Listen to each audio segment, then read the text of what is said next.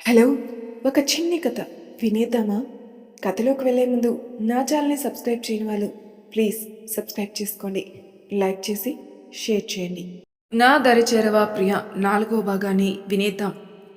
అలాంటప్పుడు తనకి అర్థమయ్యేలా చెయ్యాలే కానీ ఇలా కోపం తెచ్చుకుంటారా? అంటుంది అభినయ. విజయ్ చెంప మీద ప్రేమగా చెయ్యి వేసి. ఇంత ఇర్రెస్పాన్సిబుల్ అయితే ఎలారా అని అంటూ సరేలే వదిలే, కానీ నువ్వొక్కటి మాత్రం గుర్తుపెట్టుకో. ఇప్పుడు నువ్వు జాబ్ చేయలేకపోవచ్చు, కానీ ఫ్యూచర్లో చేయాల్సి వస్తే మాత్రం వాళ్ళేదో దెయ్యాల్లాగా భయపడకు. వాళ్ళు కూడా మనలాంటి మనుషులే. వాళ్ళు కూడా మన స్టేజ్ దాటి ఇంటర్వ్యూ చేసే స్టేజ్కి వచ్చి ఉంటారు. సో ఆ జాబ్ మనకి ఓన్లీ ఆప్షనే కావాలి. వాళ్ళకి ఆ జాబ్కి మనం మాత్రమే సెట్ అవ్వగలగరమే నమ్మకాన్ని, మన కాన్ఫిడెన్స్ని వాళ్ళకి కలిగించాలి. Your confidence is your weapon. మనం కాన్ఫిడెన్స్తో ఆన్సర్ చేస్తుంటే ఒక్కొక్కడికి చెమటలు పట్టాలి అని నవ్వుతూ గర్వంగా అంటాడు విజయ్. హహహ, ఇప్పుడు మొగుడివి నువ్వు సంపాదించి పెడుతున్నావుగా, నాకు అవసరం రాదులే, వస్తే అప్పుడు ఉపయోగించుకుంటాను అంటుంది అభినయ నవ్వుతూ.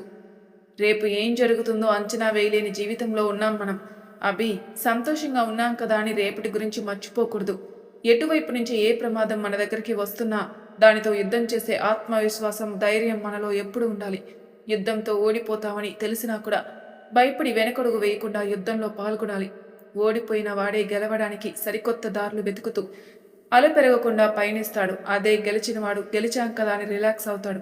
సో గెలుపుని ఓటమిని ఒకేలా చూసినవాడు మాత్రమే జీవితంలో ఎప్పటికైనా సక్సెస్ అవుతాడు అని అంటాడు విజయ్. జ్యూస్ మొత్తం తాగి గ్లాస్ని పక్కన టేబుల్ మీద పెడుతూ. అలాగే మహాప్రభు, జీవిత సత్యాలు విడమరిచి వివరించినందుకు ధన్యవాదాలు. ఇక మాకు సెలవిస్తే పాకశాస్త్రంలోని మా నైపుణ్యాన్ని ప్రదర్శించి మీకు రుచికరమైన పాకాలను వడ్డించి అద్భుత అనిపించుకోవడానికి ప్రయత్నిస్తాం అని అంటుంది అభినయ డ్రమాటిక్గా. విజయ్ నవ్వుతూ అటులనే ప్రేయసి వెళ్ళిరండి అంటాడు డ్రమాటిక్గా. అభినయ లేచి కొంచెం ముందుకు వంగి విజయ్ ముఖానికి దగ్గరగా వచ్చి విజయ్ భుజం మీద చేయి వేసి విజయ్ కళ్ళలోకి రొమాంటిక్గా చూస్తూ ఉంటుంది. ముద్దు పెడుతుందేమో అని ఆశగా అభినయ కళ్ళలోకి ప్రేమగా చూస్తున్నాడు విజయ్. అభినయ మనసులో నవ్వుకుంటూ కన్ను కొట్టి విజయ్కి దొరకకుండా పరిగెడుతుంది. ముద్దు కోసం ఎదురు చూసిన విజయ్కి అభినయ కన్ను కొట్టి అలా వెళ్ళిపోగానే కోపం వచ్చి, రాక్షసి, ఇలా ఊరించి అలా వెళ్ళిపోవడం పాపమే అని అంటాడు మూతి ముడుచుకొని. నవ్వుకుంటూ అప్పటికే రూమ్ నుంచి బయటికి వెళ్ళిన అభినయ మళ్ళీ వెనక్కొచ్చి, ఇలా ఊరిస్తూ ఉంటేనే మీ మగవాళ్ళు పక్క చూపులు చూడకుండా ఉంటారు. ఇది కూడా ఒక జీవిత సత్యమే, తెలుసుకోండి అంటూ మరోసారి కన్ను కొట్టి సిగ్గుపడుతూ కిచెన్లోకి వెళ్తుంది. బాపురే అని తల మీద చేతులు వేసుకుంటూ, ఇలా అందకుండా ఊరించి ఊరించి ఉడికిస్తేనే పక్క చూపులు ఎక్కువ అవుతాయి కదా అని అంటాడు విజయ్ గుమ్మం వైపే చూస్తూ కొంచెం గట్టిగా. కానీ అవతల నుంచి ఎలాంటి రెస్పాన్స్ ఉండదు. ఇంత సైలెంట్గా ఉంది అంటే తుఫాను వచ్చే అవకాశాలు చాలా బలంగా కనిపిస్తున్నాయే అనుకుంటూ ఆలోచిస్తూ ఉంటాడు విజయ్. అప్పుడే బాగా ఎర్రగా కాల్చిన అట్లకాడను తీసుకునొచ్చి, ఏమన్నావు అంటుంది అభినయ కళ్ళు పెద్దవి చేసుకుని. నేనేమన్నా, నేనేం అనలేదే అంటాడు విజయ్ అట్లకాడను చూసి కంగారు తడబడుతూ. గుడ్, ఇలాగే ఉండు అంటుంది అభినయ కళ్ళు అలాగే ఉంచి. ఉంటా, ఉండక ఎక్కడికి పోతాను అంటాడు విజయ్ దీనంగా మొహం పెట్టుకుని. అవునా, అంత దీనంగా చెప్తున్నావంటే నేనంటే ఇష్టం లేదు కదా అని అంటూ అట్లకాడ విజయ్కి దగ్గరగా పెడుతుంది అభినయ కోపంగా. నీకు దండం పెడతా, నాతో ఆడుకోకే, బుద్ధి లేక నిన్ను కదిలించాను, మరోసారి కదిలించను. ఎక్కడ వాత పెడతావో తెలియక ఇందాకటి నుంచి భయం వేస్తుంది, దాన్ని కొంచెం దూరం జరపవే అని భయం భయంగా అంటాడు విజయ్ అట్లకాడ వైపే చూస్తూ. అభినయ చిన్నగా నవ్వుకుంటూ ఇలా రా దారికి అంటూ సీరియస్గా ముఖం పెట్టుకుని వెనుతిరుగుతుంది.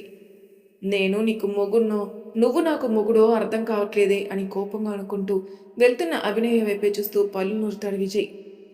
కొంచెం చిన్నగా నోరండి, లేకపోతే అరిగిపోగలవు అని వెనక్కి తిరగకుండానే అంటుంది అభినయ వెటకారంగా. రామచంద్ర ప్రభు అని మనసులో అనుకుంటూ అలాగే అంటూ ఉడుక్కుంటాడు విజయ్. అప్పటి విజయ్ ఫేస్ గుర్తు చేసుకుంటూ గట్టిగా పైకే నవ్వుతున్న అభినయ. అప్పటికే ఆల్మోస్ట్ అందరూ ఇంటర్వ్యూకి వెళ్ళి మళ్ళీ రిటర్న్ కూడా వెళ్ళిపోయి ఉంటారు, ఒకరిద్దరు తప్ప. నవ్వుతూ కళ్ళు తెరిచి చూసి ఉన్న కొంతమంది తనని విచిత్రంగా చూస్తుండడంతో వాళ్ళ వైపు ఇబ్బందిగా చూస్తూ సారీ అని నార్మల్ అయ్యేలోపే ఇక్కడ అభినయ ఎవరు అని అంటుంది ఒక అమ్మాయి లోపల నుంచి వచ్చి. నేనే అంటుంది అభినయ లేచి నిల్చుని. మేడం, మిమ్మల్ని సార్ పిలుస్తున్నారు, వెళ్ళండి అని చెప్పి ఆ అమ్మాయి వేరే వైపుకు వెళ్తుంది. ఓకే అంటూ విజయ్ను ఒకసారి తలుచుకుని డోర్ నాక్ చేసి మే కమిన్ సార్ అంటుంది అభినయ చాలా నార్మల్గా. కమిన్ అంటాడు ఒకతను. అభినయ లోపలికొచ్చి అతని చేతికి ఫైల్ ఇస్తుంది. అతను అది తీసుకుని కూర్చోండి అన్నట్లుగా సైగ చేస్తూ యువర్ నేమ్ ప్లీజ్ అంటాడు. అభినయ విజయ్ కుమార్ సార్ అంటుంది అభినయ చిన్న స్మైల్తో. అంటూ అభినయ సర్టిఫికేట్స్ అన్నీ చెక్ చేసి క్వశ్చన్స్ అడగడం స్టార్ట్ చేస్తాడు అతను. అభినయ నవ్వుతూ కాన్ఫిడెంట్గా అన్నిటికీ ఆన్సర్ చేస్తుంది. అభినయ కాన్ఫిడెంట్కి అతను ఆశ్చర్యపోతూ మీకు మేము కాల్ చేస్తాం, ఇక మీరు వెళ్ళొచ్చు అంటాడు. ఓకే సార్, థ్యాంక్ యూ అంటూ తన ఫైల్ తీసుకుని బయటకు వస్తుంది అభినయ. ఉఫ్ అని గట్టిగా గాలి వదిలి thank you so much Vizzy అని మనసులోని విజయ్కి థ్యాంక్స్ చెప్పుకుంటూ క్యాబ్ బుక్ చేసుకుని ఇంటికి బయలుదేరుతుంది. సురేష్ అగస్త్యాన్ని ఇంటికి తీసుకొచ్చి బెడ్ మీద పడుకోబెట్టి టాబ్లెట్లు వేసి ఇప్పుడు నీకు హ్యాపీనే కదా, ఇక రెస్ట్ తీసుకో అంటాడు చిన్నగా నవ్వుతూ. అగస్త్య నవ్వుతూ సురేష్ వైపు సైలెంట్గా చూస్తూ ఉంటాడు. ఇప్పుడే వస్తాను అంటూ సురేష్ వెళ్ళబోతుంటే తన చేయి పట్టుకుంటాడు అగస్త్య. ఏమైనా కావాలా అంటాడు సురేష్ అగస్త్య వైపు తిరిగి. థ్యాంక్స్ ఫర్ ఎవ్రీథింగ్ రా అని నవ్వుతూ అంటాడు. ఫ్రెండ్షిప్ అనేదే ఎండ్ లేని రిలేషన్షిప్, అలాంటి నాకు థ్యాంక్స్ అవసరమా, పడుకోబోయి అని నవ్వుతూ అగస్త్య చేతిని తీసి తన పొట్ట మీద పెట్టి చిన్నగా జుట్టు చెరిపేస్తాడు. ఓకే, ఇక నా గురించి ఎక్కువ టెన్షన్ తీసుకోకు, నువ్వు భయపడుతూ ఉన్నట్టున్నాగా, నేనేం చేసుకోను, ఎక్కడికి వెళ్ళను, ఇప్పటి వరకు నువ్వు తీసుకున్న స్ట్రెస్ చాలు అని అంటాడు అగస్త్య నవ్వుతూ. అగస్త్య అలా అనగానే తనకే తెలియకుండా కళ్ళల్లో నీటి చెమ్మ మొదలవుతుంది సురేష్కి. వాటిని దాచేస్తూ హహ అది నేను చూస్తానుగా, ఫస్ట్ రెస్ట్ తీసుకో అని అంటూ అక్కడి నుంచి బయటకు వచ్చేస్తాడు సురేష్.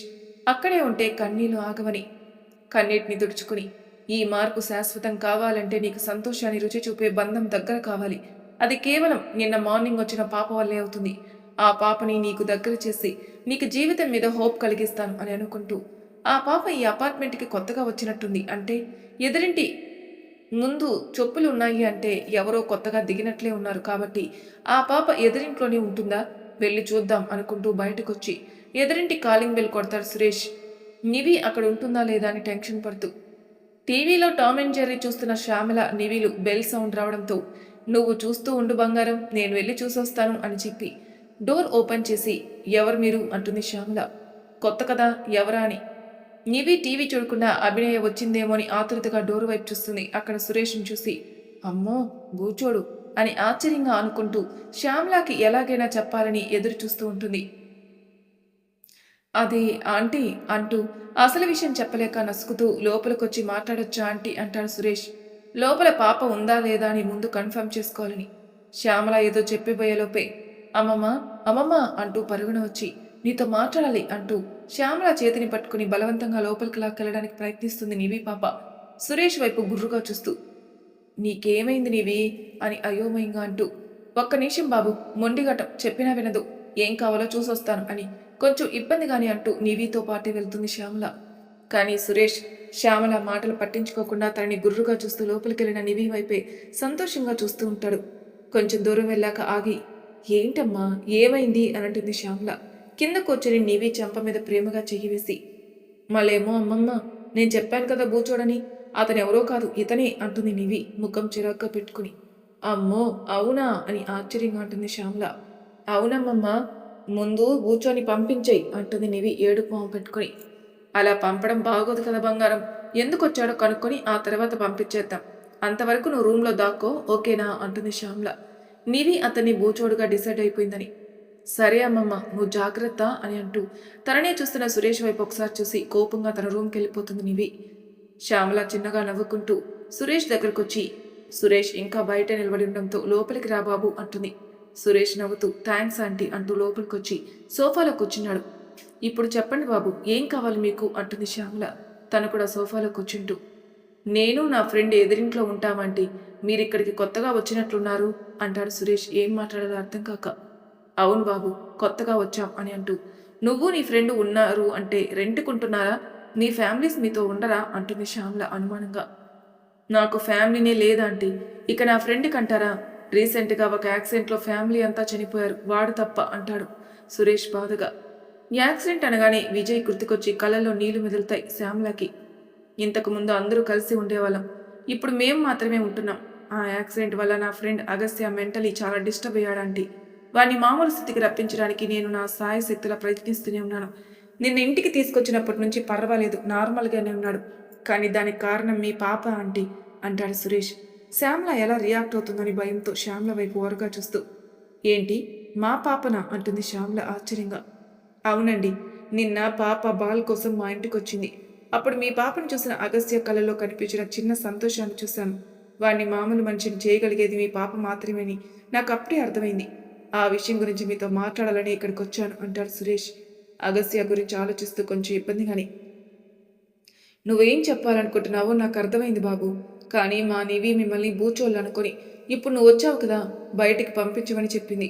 మీ గురించి అలా ఆలోచిస్తున్న తను నీతో ఎలా ఆడుకుంటుంది అంటుంది శ్యామల నివి భయాన్ని గుర్తు చేసుకుంటూ. మీరేం చేస్తారో ఎలా చేస్తారో కానీ మమ్మల్ని మీ కొడుకులు అనుకుని నాకు ఈ ఒక్క చిన్న హెల్ప్ చేయండి ఆంటీ. కావాలంటే మీ కాలు పట్టుకుంటాను, లేదా మనీ పే చేయమన్నా ఎంతైనా ఇస్తాను. నాకున్న ఒకే ఒక ఆత్మీయుడు వాడు మాత్రమే. అలాంటి వాడి మనసుకి సంతోషాన్నిచ్చే మీ పాపని ఇవ్వలేకపోతే మా స్నేహానికి విలువ ఏముంటుంది? రోజంతా వాడితో ఉండాల్సిన అవసరం కూడా లేదు.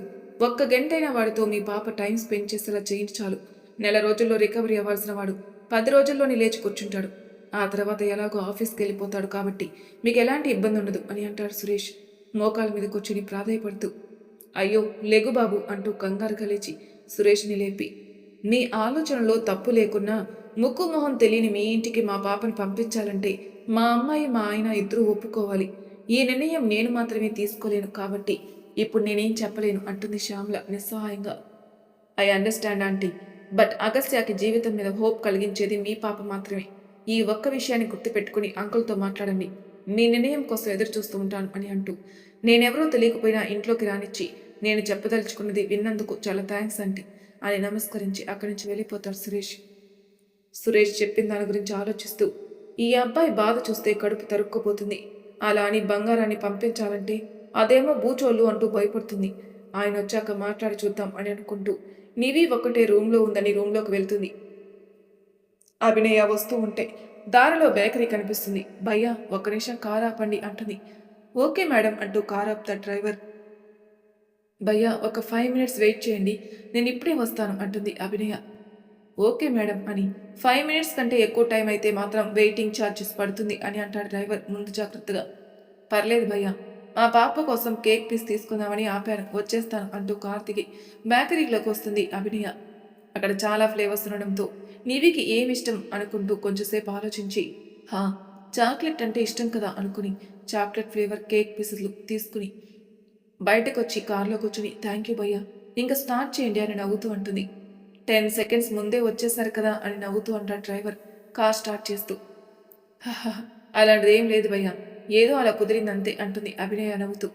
అలా మాట్లాడుకుంటూ ఇంటి వరకు వచ్చేస్తారు. అభినయ కార్ దిగి డబ్బులిచ్చి తను తీసుకున్న కేక్ పీసుల్లో నుంచి ఒక పీస్ తీసి డ్రైవర్కి ఇస్తుంది. వద్దమ్మా అంటాడు డ్రైవర్ మొహమాట పడుతూ. పర్లేదు భయ్యా, ఇంటి దగ్గర మీ పిల్లలు మీరు ఏం తెస్తారా అని ఎదురు చూస్తూ ఉంటారు కదా, తీసుకోండి అంటుంది అభినయ నవ్వుతూ. తీసుకోకపోతే వదిలేలా లేదని తీసుకుని థ్యాంక్స్ చెప్తాడు డ్రైవర్. అభినయ చిన్న స్మైల్ ఇచ్చి అపార్ట్మెంట్లోకి ఎంటర్ అవుతుంది. మరి తర్వాయి భాగంలో ఏం జరుగుతుందనే షిప్స్లో తెలుసుకుందాం. అంతవరకు నా ఛానల్ సబ్స్క్రైబ్ చేయని వాళ్ళు ప్లీజ్ సబ్స్క్రైబ్ చేసుకోండి, లైక్ చేసి షేర్ చేయండి. మీ అభిప్రాయాలు నాకు కామెంట్ రూపంలో తెలియజేయండి. Thank you for listening.